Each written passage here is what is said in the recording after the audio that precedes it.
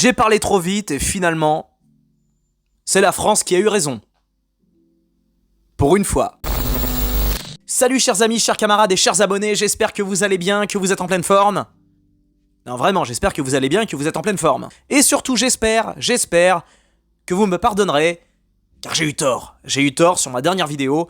Plusieurs abonnés me l'ont rappelé, et je les en remercie. Plusieurs abonnés ont rappelé que je me suis complètement planté par rapport à cette vidéo.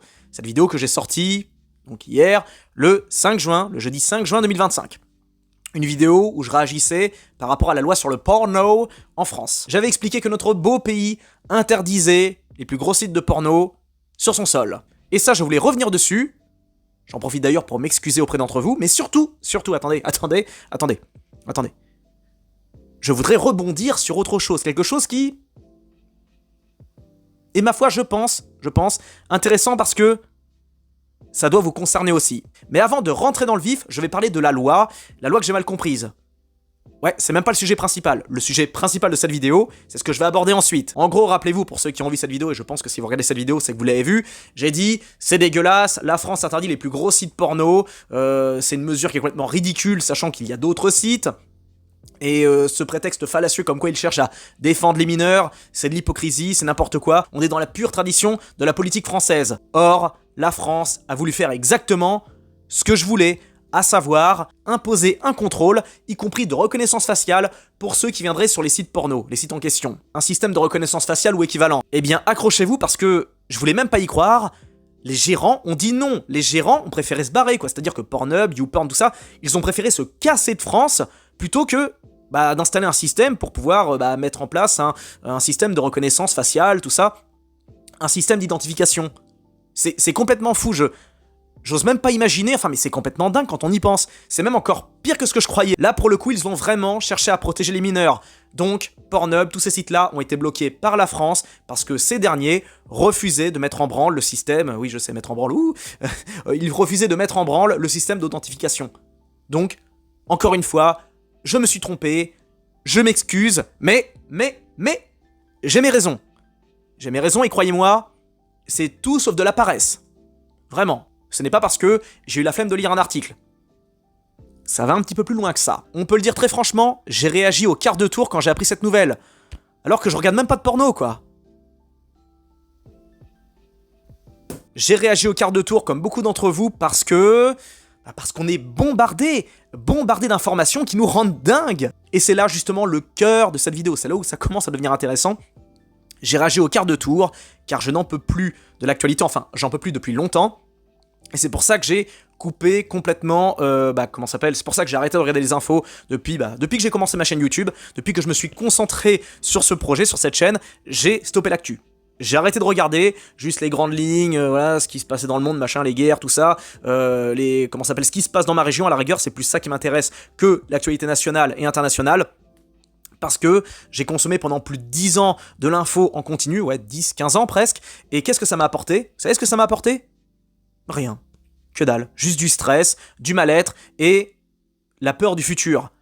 Et j'estime que consommer autant d'actu comme j'ai fait, eh bien, ça a contribué à me bousiller ma vie, tout simplement. J'ai bousillé ma vie à force de regarder des infos, l'actu, tout ça. Parce que j'ai pris ça beaucoup trop à cœur, sans que je me rende compte, mon organisme a réagi à toute cette négativité. Parce que la négativité, quoi que vous en disiez, elle vous freine, elle vous empêche d'avancer, elle vous empêche de construire, parce qu'elle vous empêche de vous projeter. Comment se projeter dans une société, dans un monde où ça va jamais, quoi, où il y a toujours des histoires, là on voit bien, de toute façon, ça fait des années que ça dure, entre l'insécurité, le dumping social, enfin, il y a presque aucun secteur qui est encourageant, surtout quand on est prolo, et je rappelle ma condition sociale, je suis un prolo, un petit prolo de base, qui démarre sans rien, etc. Et quand vous démarrez sans rien, dans un pays pistonné comme la France, c'est très compliqué. Si vous n'êtes pas hyper talentueux, si vous n'êtes pas un gros travailleur, mais quand je dis gros travailleur, ça veut dire vraiment un super manuel, un super bosseur machin, quand vous démarrez sans argent, sans que dalle, sans piston, c'est compliqué de vous élever, étant donné que, comme je l'ai déjà dit, on sent bien que le gros des places, c'est saturé, le marché du travail, il est... comment dire, il est saturé, pareil, c'est très très compliqué aujourd'hui de s'imposer. J'en parle souvent des boomers, enfin, les boomers m'en parlent, parce que les boomers, on peut pas discuter vraiment avec eux, étant donné qu'ils parlent que d'eux. Tiens, par exemple, hier, j'étais chez le Toubib pour me renouveler une ordonnance, il y avait un boomer dans la salle avec moi, et le mec, sans que je lui demande rien, il m'a raconté sa vie, quoi. J'étais sur mon petit magazine, tout ça, et le mec, il commence à me parler, il me raconte sa life et tout, et bon, j'ai pas dit, bon monsieur, vous me faites chier, foutez-moi la paix, laissez-moi tranquille, non, bonne poire, j'ai fermé mon magazine, je l'ai posé, je l'ai écouté, et je remettais une pièce dans la machine sans arrêt, parce que j'admets que ça me détend un petit peu. Ça me détend quand j'entends les gens me raconter leur vie, c'est pour ça, j'aime bien écouter les gens me parler de leur vie, parce que souvent, les gens, ils parlent d'eux avec passion, et moi, ça me relaxe, personnellement. Mais bref, ce mec a commencé à me raconter sa vie, et il a eu une vie de dingue, il a eu aucun problème pour trouver du taf, il me l'a bien dit, il m'a dit à l'époque, on n'avait pas de soucis, rien, machin, tout était facile, rien n'était vraiment compliqué, et je l'écoutais, et puis à un moment j'ai essayé d'en glisser une ou deux, j'ai essayé de parler brièvement de moi, mais vite fait, mais genre, à la surface, juste pour voir, j'ai pas pu en placer une, le mec ne parlait que de lui. On n'a même pas parlé, je l'ai simplement écouté pendant 20-25 minutes, et puis il me racontait sa best life, etc. Et à aucun moment il m'a posé des questions sur moi, etc. Rien, que dalle, non. En tout cas, c'est très très compliqué pour les jeunes aujourd'hui, et c'est d'autant plus biaisé pour les vieux, parce que les vieux, excusez-moi, les anciens, parce que oui, c'est ça en plus, il faut surtout pas dire vieux, c'est péjoratif, ou dans tous les pays du monde, les mecs ils disent, dans les pays anglo-saxons, ils disent hey old man, ou je sais pas quoi, enfin ils s'appellent hey, le vieux, machin, y a pas de marque, mais c'est la France, et qu'on est obligé impérativement d'avoir du respect obligatoirement pour les anciens. Quand bien même ça aurait été une feignasse, je veux dire un mec qui a fait que des conneries, il faut quand même avoir du respect parce qu'il est vieux, quoi. Non, moi je suis pas d'accord, j'estime qu'il faut avoir du respect pour ce qui est respectable, même si attention, qu'on me fasse pas dire ce que j'ai pas dit. J'ai du respect naturel pour les anciens. Pour les grands-mères, voilà, comme tout le monde, j'ai d'apporter les sacs à l'entrée de l'immeuble, je laisse ma place dans le tram, dans le bus, normal, mais j'aimerais qu'on lève un peu le pied par rapport au respect qu'on doit aux vieux sous prétexte parce qu'ils sont vieux. Ça, c'est un peu une douille, et j'ai trop vu ça dans ma vie, quoi. Trop de vieux qui surutilisaient cet argument pour qu'on les respecte, alors que non, c'est davantage tes actes, ton travail et surtout ta bienveillance qui fait qu'on te respectera ou non. Bref, en tout cas, c'est autre chose. Et bref, en tout cas, pour certains vieux, c'est compliqué de s'imaginer que c'est dur pour les jeunes, parce que tout semble aller correctement. Vous allez dans les magasins par exemple, ok, tout est cher, mais il y a toujours des produits, il y a jamais de manque, il y a jamais rien, il y a du point de vue esthétique, on n'a pas trop à se plaindre. Oui, tout coûte cher, oui, c'est hyper compliqué de se loger, c'est une catastrophe, moi je connais trop bien ce sujet. Avoir une bagnole, j'en parle même pas, au prix de l'assurance, de l'essence, machin, mais disons que c'est tellement bien emballé qu'on a du mal à comprendre, à croire que c'est difficile.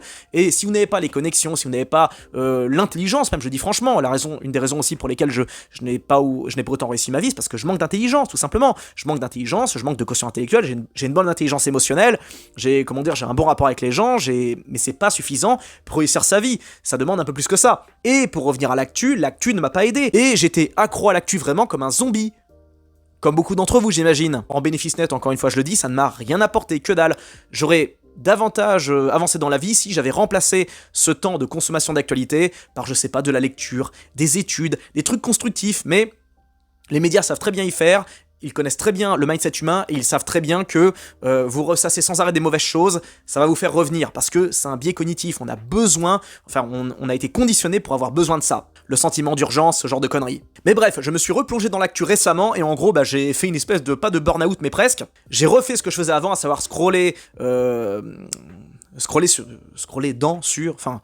les articles sur mon smartphone, et putain, mais c'est insupportable. C'est ça aussi qui me rend dingue, c'est que, en plus de nous apprendre des mauvaises nouvelles, on met 50 ans pour vous les dire. C'est-à-dire que la loi sur le porno, moi je me suis fié, comme beaucoup de gens, au titre. Et j'ai pas honte de l'assumer, parce que, dans le gros des cas, les titres disent 90% de l'article.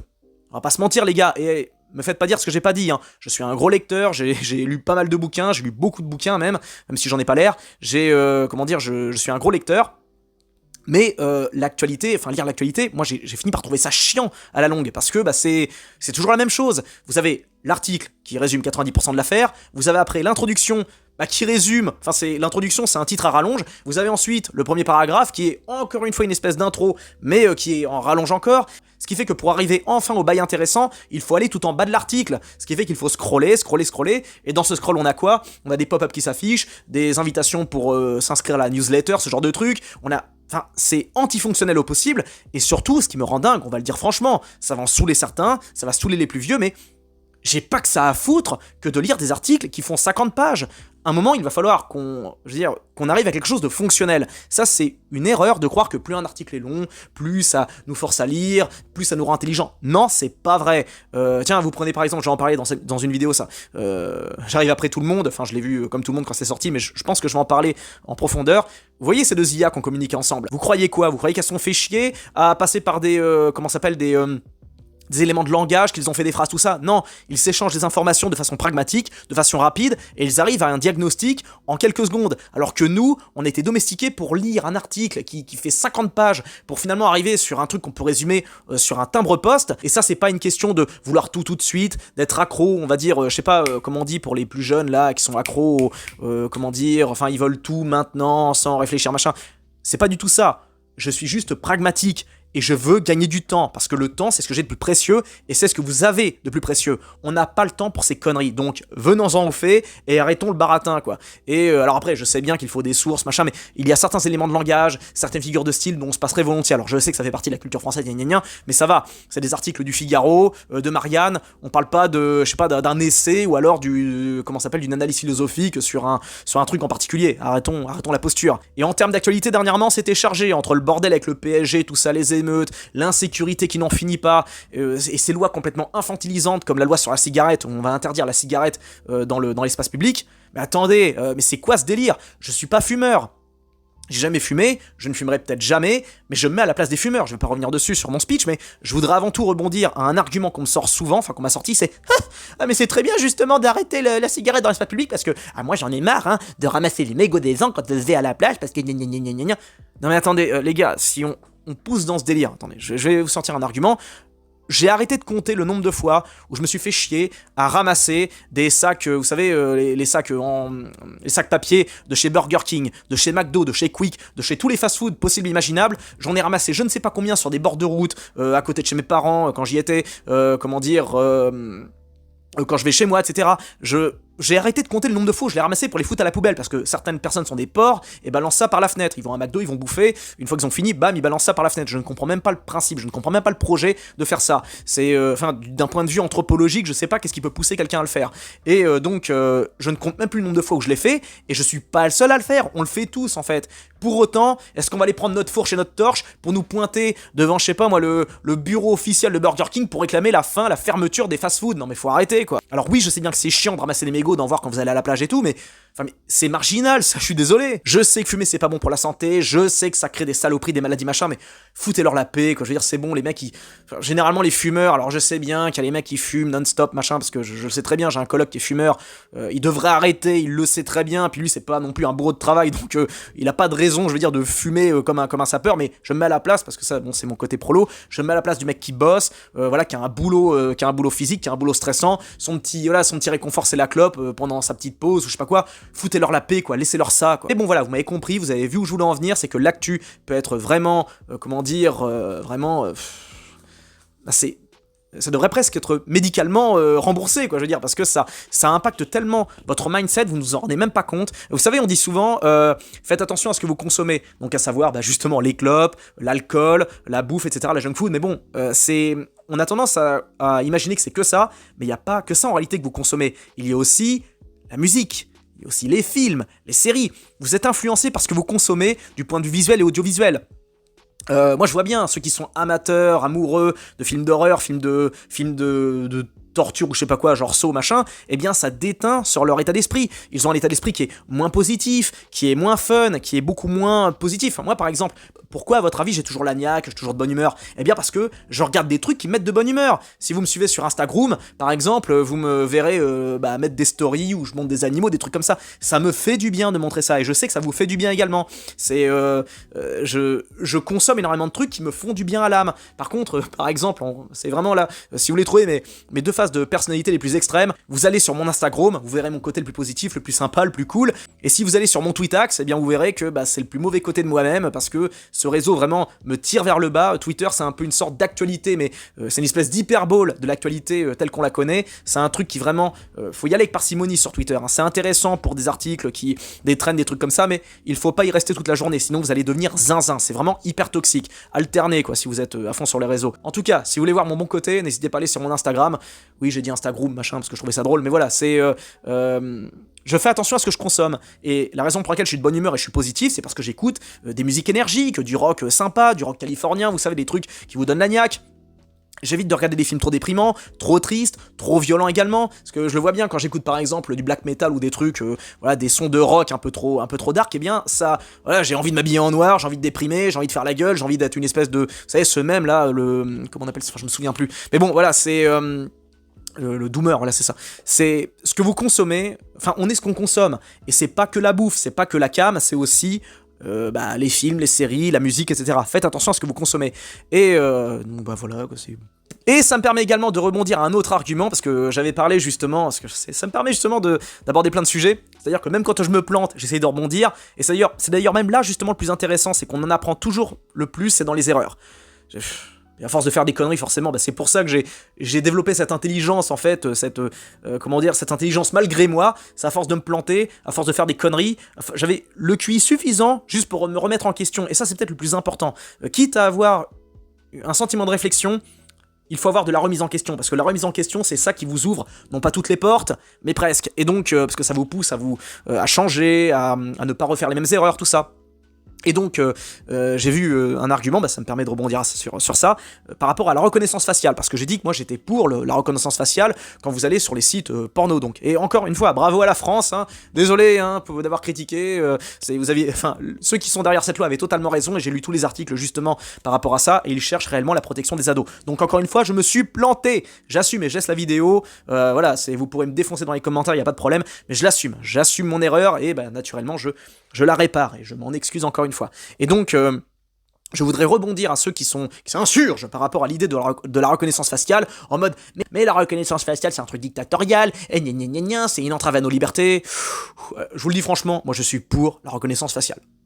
Je suis pour. Oui, comme en Chine, peut-être pas le crédit social, mais presque, enfin en tout cas, à l'heure actuelle, à l'instant T, je pense que ça ferait pas de mal, parce que ça au moins, c'est efficace. Et attendez, avant de me dire que je suis un golem, machin, que je sais pas réfléchir, attendez d'écouter mes arguments, s'il vous plaît. Parce que je sais très bien, les gars, vous avez peur d'être surveillés, mais j'ai un scoop pour vous. Vous êtes déjà surveillés. Depuis très longtemps. On vit même, j'ai envie de dire, dans un monde sursurveillé. Dans les villes, il y a des caméras à tous les coins de rue. Et pourtant, on vit, on sort, on boit des coups, on va bosser, on prend le métro. Personne ne fait des cauchemars la nuit à cause d'une caméra de surveillance. Le but n'est pas de vous espionner, mais de dissuader ceux qui pourraient faire des conneries. Il va falloir grandir et accepter que la technologie ne tue pas votre liberté. C'est davantage les hommes qui risquent de la buter, justement. Et c'est pour ça encore que j'insiste, je suis pour. Enfin, j'espère qu'un jour, l'IA sera autonome. Parce que, encore une fois, je dis, la loi des hommes, etc. On le voit par exemple, la loi porno, la loi sur le porno. Cette loi aurait dû être mise en pratique il y a 20 ans déjà. Pourquoi ça vient que maintenant, en 2025 ?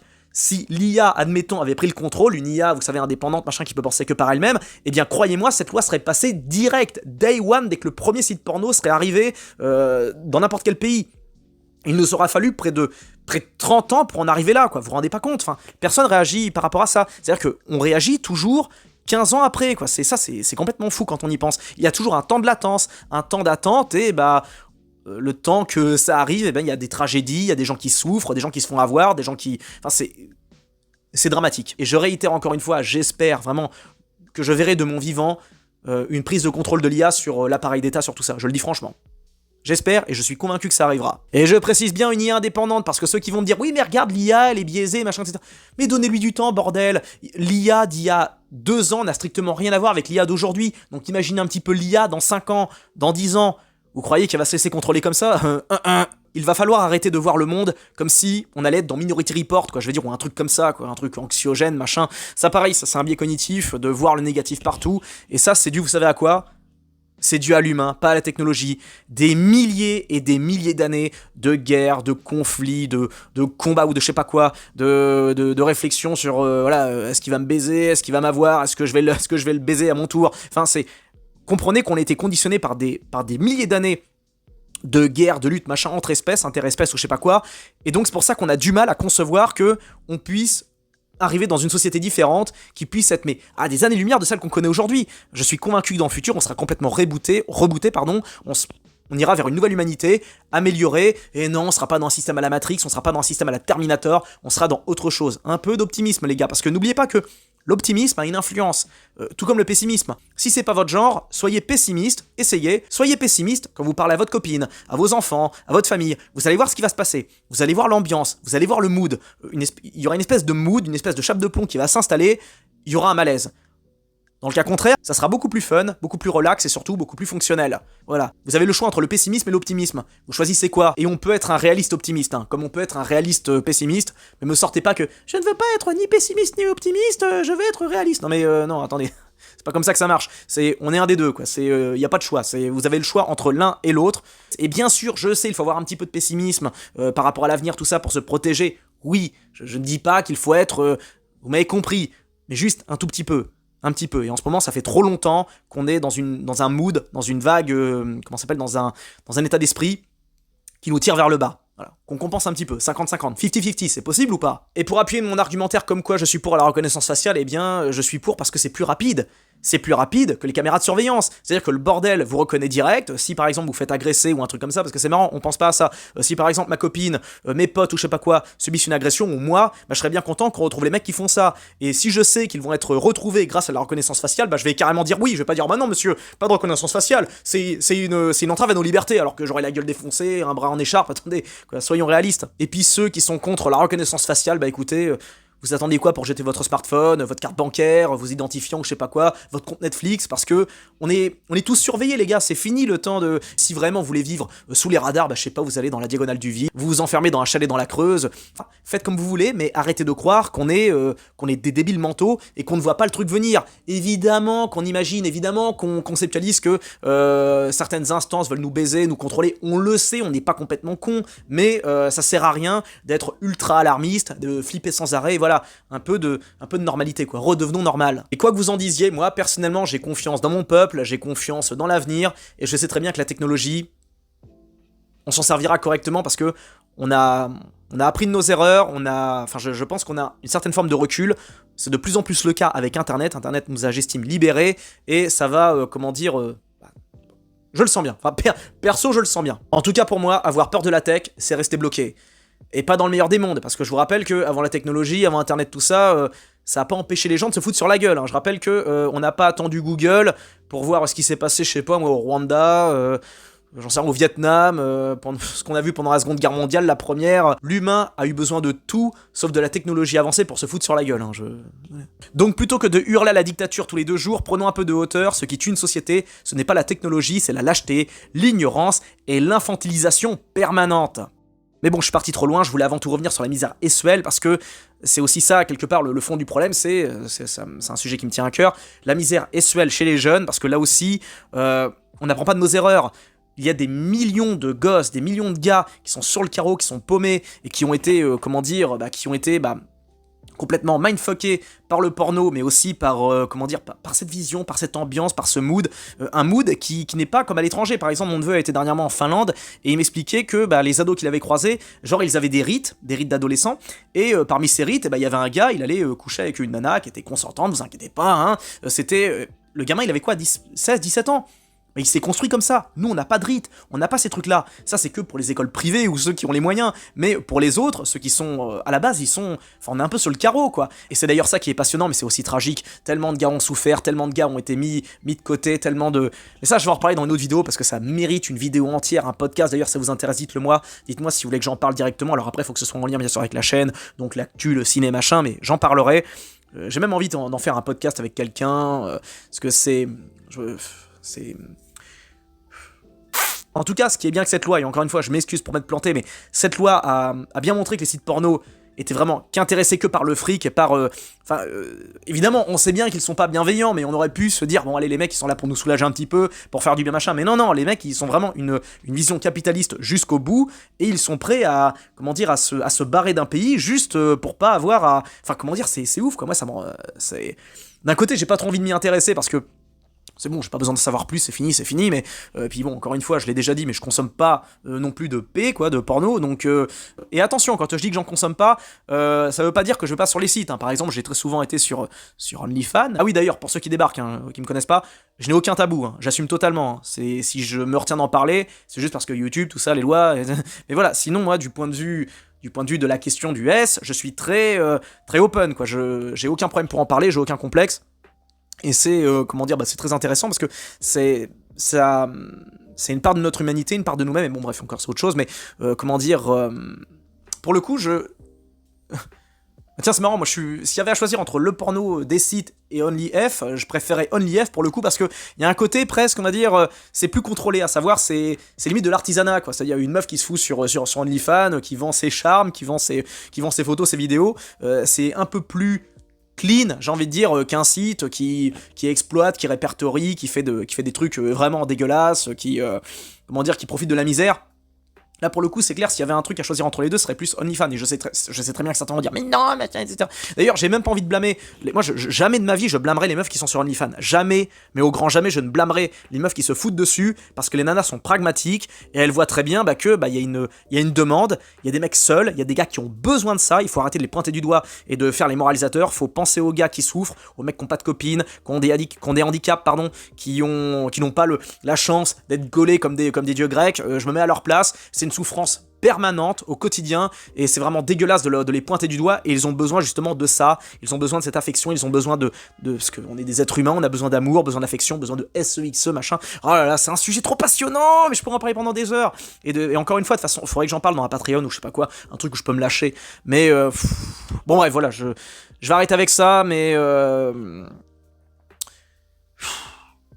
bref, bon, écoutez, je vous laisse tranquille, je vous reparlerai parce qu'à la base, je devais faire une critique d'un film, je devais critiquer le film KO, qui est sur Netflix. Bon, c'est nul, hein, franchement, visuellement, c'est beau, c'est bien géré, il y a des beaux plans, c'est sympa, les scènes de baston sont bien gérées, Cyril gagne, franchement, il gère, gagne, je sais pas quoi. Bref, les scènes de baston sont cool, mais on est loin d'un film du niveau de Balles perdues ou un truc comme ça, c'est pas du tout le même bail, hein, c'est pas du tout la même qualité, c'est vraiment un film moyen, c'est pas très mauvais, ça se prend au sérieux, mais il y a quand même du fun, enfin, c'est quand même assez...